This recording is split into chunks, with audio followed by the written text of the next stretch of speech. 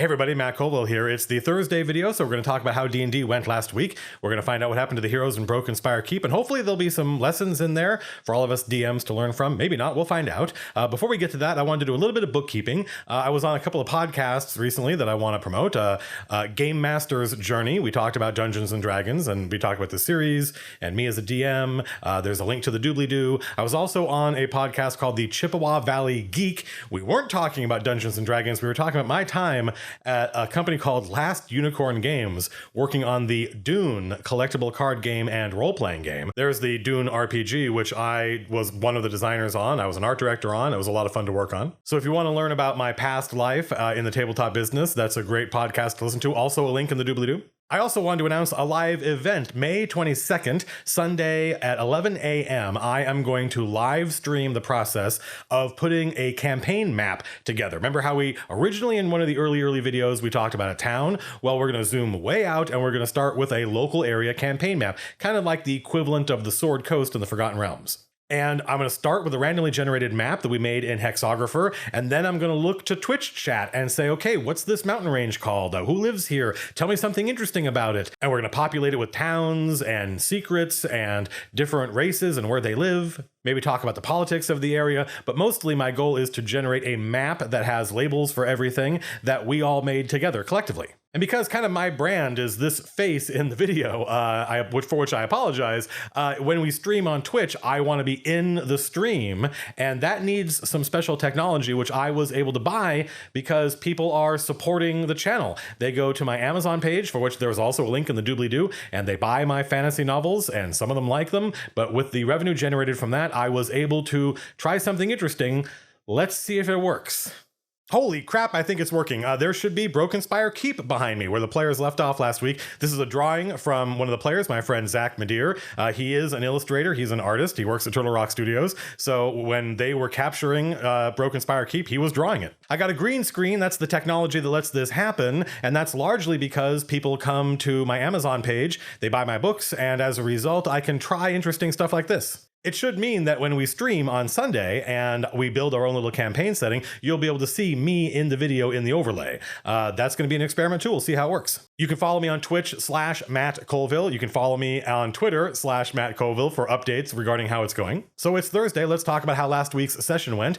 When last we left our heroes. So the party is Graves, the Warlock, played by my friend Phil, Nicodemus, the Half-Orc, played by my friend EJ, Pendleton, the Human Thief, played by my friend Paul, Sai, the Elven Ranger, played by my friend Matt Alpert, Keck, the Dwarven War Priest, played by my friend TJ, and Iagushka, the Human Druid, played by my friend Zach. As you may remember, thanks to spells like the Hunger of Hadar, the party was able to defeat Bonebreaker Dorkor, the Orc Chieftain. They killed Bonebreaker Dorkor along with a lot of orcs, and I think all the rest of the Hellhounds, but several orcs escaped along with Rosad, the High Priest of St. Ajax. Actually, I don't know if he's a high priest. He's probably a high priest now because he escaped, he got away, he is no longer in Broken Spire Keep. The party recouped, they stayed underground for a little while, they took a short rest, they identified the items, they found out what they all were. The staff, you remember from last week, the staff that has ash permanently kind of falling off it is a staff of withering. I bet a lot of you guessed that. The belt is a belt of giant strength. It's the belt of Gurk, the Mountain Breaker. It's a hill giant belt, and there's also a maul. The maul is the maul of Zarok, the Lawgiver. It's a +2 maul, and it acts as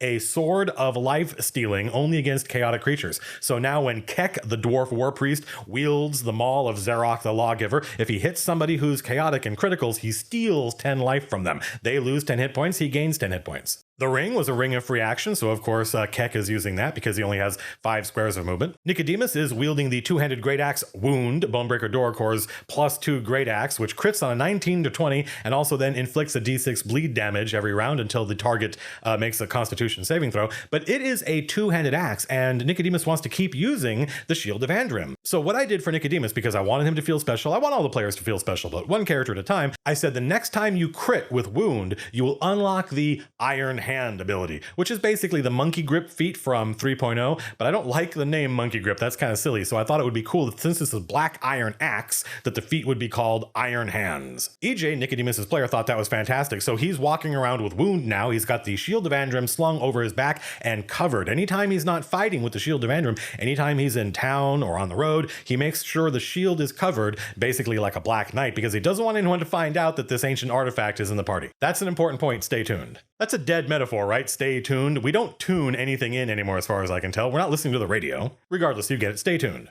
They finish identifying their items, but they're unable to level up because I rule that you cannot level up in the middle of a dungeon or really even in the middle of an adventure. You have to go back to town. The players finish searching the keep after they killed Bonebreaker Doorcore, and they discover a secret door leading down. They knew it was here, and they knew it led to the Underdark, but they couldn't find it when they were scouting it.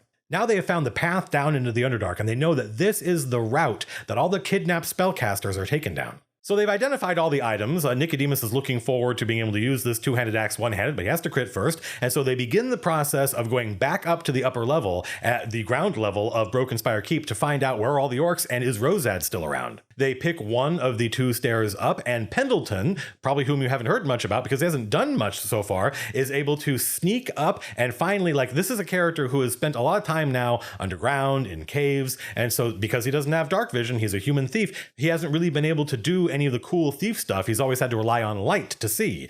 But now we're in normal daylight, we're above ground, there's a trap door in one of the rooms in Broken Spire Keep. He opens it up and looks around, and he sees that there is an orc on guard in this room. This room leads to the courtyard, and you can tell that like the orcs are all waiting to see when the humans are going to pop up from one of the two stairs up. Pendleton's able to make a stealth check so the orc doesn't see him, and he waits for the orc to turn his gaze into the courtyard, and then he opens up the trap door, he stealths away and closes it, so when the orc turns his gaze back into the room, he doesn't see anything's happened. At this point, Paul, Pendleton's player, is having a great time because this is really the first time he's been able to sneak around. And everything's working great. He stealths out of the trapdoor. He's able to stealth up to the orc. The orc doesn't notice him. And because the orc hasn't acted yet, Pendleton's going to get a sneak attack damage. And I have him roll, and he does enough damage to kill the orc in one blow. And I ruled that since he was able to kill the orc outright, that kind of represents his, slicing the orc's throat and grabbing the body as it falls and bringing it into this room. So whoever's in the courtyard, whoever the orc is trying to keep visual contact with, doesn't see what's happened. But of course, whoever the orc is keeping visual contact with in the courtyard, whatever character Pendleton can't see,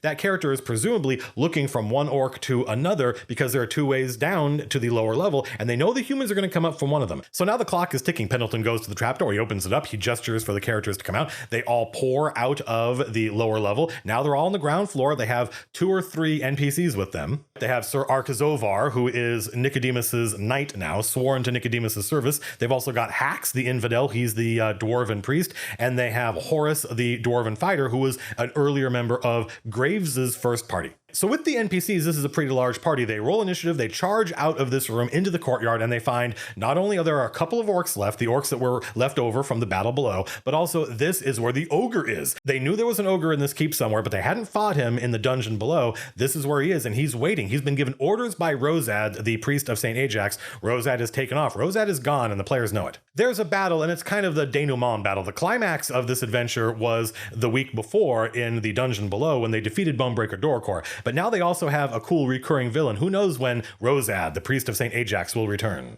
So unsurprisingly, the party is able to dispatch the ogre and the remaining orcs. Unfortunately, Nicodemus never gets a critical, so he's not yet able to use wound one-handed. So he's still walking around with it two-handed with the shield of Andrim slung over his back. Which means when they finally reach the jail cell that is on the upper level, remember there were jail cells below, and those are built into the Dungeon of the Keep, but there was also a makeshift jail cell in one of the rooms in the ground floor.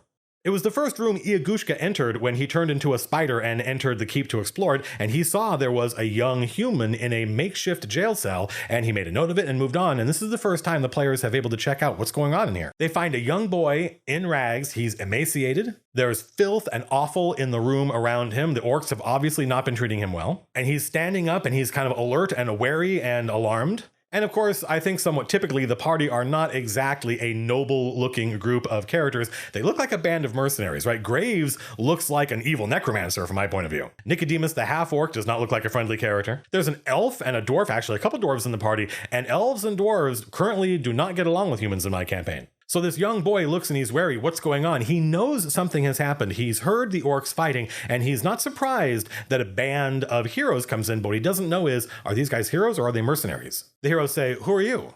And the boy doesn't tell him his name right away. He asks questions of them. He's like, who are you? I know there was a battle. Did you kill the orcs? And the heroes say, yes, we are. They don't have a name for their group, although I think they just came up with one. Stay tuned next week. They introduce themselves. They give the kid their names. And once they've all introduced themselves, the kid says, my name is Edmund Bedegar.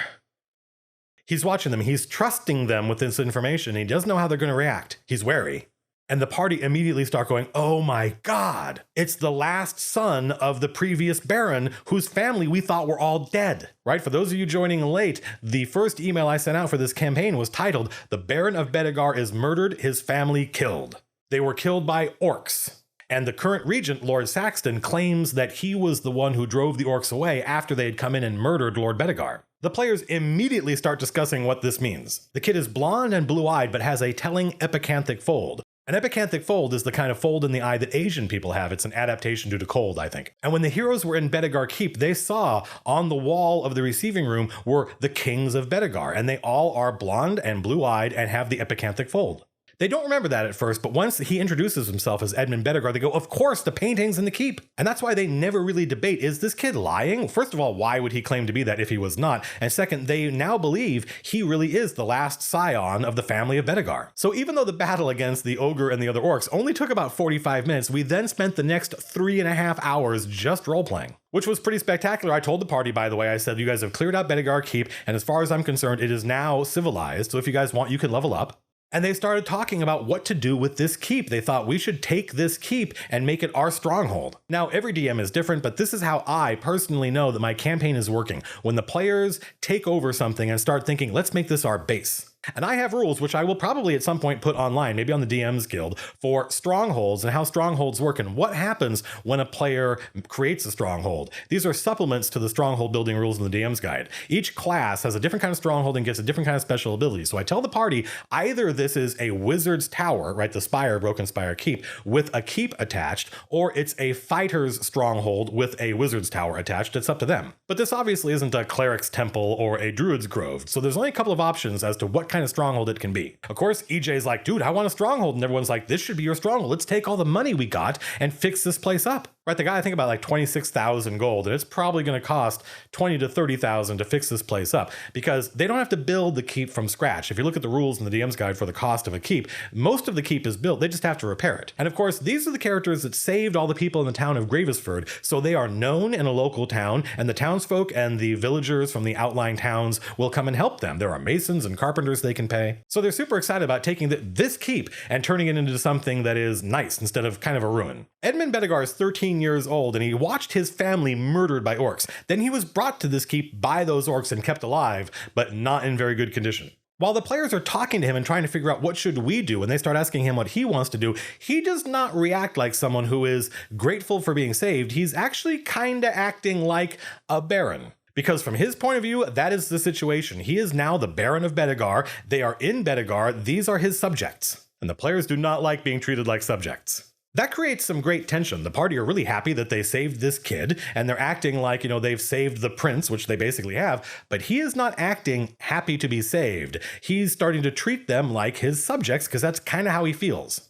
Right, at one point he says, "You will address me as sir or my lord." My friend Phil defers. He treats the kid with respect, but this kid really annoys him. So they tell the kid, listen, you're free. The orcs are all dead. What do you want to do? He's like, what do you mean what I want to do? I'm going to kill Lord Saxton. The party's like, wait a minute, what does Lord Saxton have to do with this? I mean, he's the regent and he's a bad guy, but he didn't murder your family, the orcs did. And the kid explains the orcs were working for Lord Saxton. This was a deal Saxton made with Bonebreaker Doricor. Bonebreaker Doricor, the kid explains, left to his own devices, would have kept his side of the bargain with Lord Saxton and murdered every member of the family Bedegar. But because Bonebreaker Doricor had an ally in Rosad, the human priest of St. Ajax, he kind of whispered in Bonebreaker Doricor's ear and said, don't kill all of them. Kill all but one of them. Leave one of them alive. Bring him to the keep, and that way we have insurance against Lord Saxton. If Lord Saxton ever betrays us, if he ever tries to not give us the stuff he promised, we will produce the last heir of Bedegar, and we'll tell everyone that this was all Lord Saxton's idea. And then, of course, he'll never be able to rule. He'll never get what he wants. So the kid was kept alive as insurance. At this point, the party's like, this is some Game of Thrones stuff, which I take as a compliment. They're like, kid, you can't just, and he's like, sire or my lord. And they're like, okay, fine. Sire, you can't just ride out and kill Lord Saxton. You're only 13. And the kid's like, do you think I don't know that? I'll go to the local towns. I'll get a horse. I'll ride north to Dalrath. There are 3 baronies left. There are 3 baronies left in this area. There's Tor to the south, there's Bedegar, the barony they're in, and there's Dalrath to the north. The player's like, wait, what do we know about Dalrath? And I explained to them that Dalrath is, of the 3, the most savage area. The Lord of Dalrath is constantly waging war against the elves to the north, against the orcs to the south, against the Ghoul, the human barbarians. They're like Conan dudes. The Baron of Dalrath's ancestors carved this barony out of the wilderness, and with the death of good King Omen, the wilderness wants it back. So while the other baronies to the south are all experiencing various stages of disrepair, the disrepair happening in Dalrath is very aggressive. As a result, Lord Kenway of Dalrath is the only baron in the area that actually has an army. All the other barons have knights and they can raise peasant levies, but the Baron of Dalrath has a standing professional army, and Edmund Bedegar wants it. He says, he's my noble cousin, he's my ally, he was a friend of my father's. Lord Kenway of Dalrath will have to help me, it is his noble obligation. The players all look at each other and they're like, this kid is crazy. Pendleton, played by Paul, says, listen, kid, there's no way you could survive out there. It's 2 weeks to Dalrath. You'd get killed. You don't understand what it's like. It's up to us to protect you. And Edmund says, you mistake my meaning. Do you think I am a coward? Do you think I do not understand the risks? I am not ignorant. I'm merely not afraid. I know there's a good chance I would die on the journey to Dalrath, but that is what my father would want. My father would expect me to avenge him, and I will not disappoint him. I am not ignorant. I am not afraid, and I am not a coward. I am the Baron of Bedegar, and I will do my duty. At this point, the players are like, okay, well, you're super annoying, but good speech. Graves, played by Phil, who is probably the most annoyed by this little snot, is like, listen, kid, you can't just leave. As soon as you leave the keep, you'll be in danger. If something happens to you on the road, then the only surviving member of the family Bedegar will be dead, and Lord Saxton will get what he wants. Lord Edmund is well educated. He was the son of the nobleman, so he's seen all the classic movies, and he says, you tread heavily, but you speak the truth. You tread heavily, but you speak the truth. I'm playing Lord Edmund as though, even though he's 13, he is a very well-educated kid. He was the son of the Baron. He was the second son of the Baron. At one point, 13-year-old Lord Edmund apologizes for the way he's been acting and said that Richard was the one who was trained to rule. And they're like, who's Richard? And of course, the other players are like, oh, it must be the older brother. And Edmund says, yes, my father said that he was the heir and I was the spare.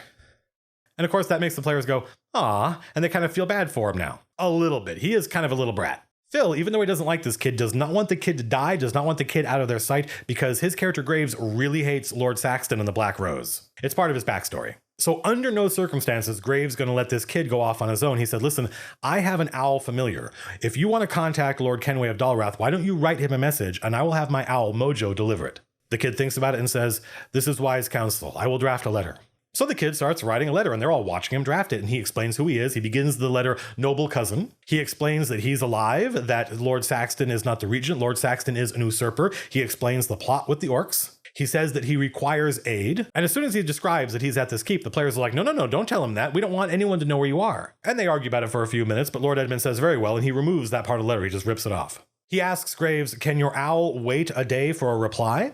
And Graves says absolutely, so he sends his owl Mojo with a tied-up message to Kenway of Dalrath. Now, what the players don't know is that Lord Kenway of Dalrath is played by my friend Aaron Contreras. Aaron and I used to both be writers and designers at Pandemic Studios, and we play D&D a lot online using Fantasy Grounds. Fantasy Grounds is my preferred virtual tabletop solution for playing online with my friends, and we'll do a whole video about Fantasy Grounds coming up, not that, maybe 2 or 3 weeks from now. So while this all is happening, I'm texting my friend Aaron over Facebook, and he's replying. They send the owl off, and that's basically the end of the night. Lord Edmund has agreed to stay here in Broken Spire Keep with the heroes, but only on the condition that they are in communication with Lord Dalrath. And they're all waiting to see what kind of message does Mojo the Owl bring back. And the next day, I sent out an email saying 2 days goes past, and then Mojo the Owl returns with no message.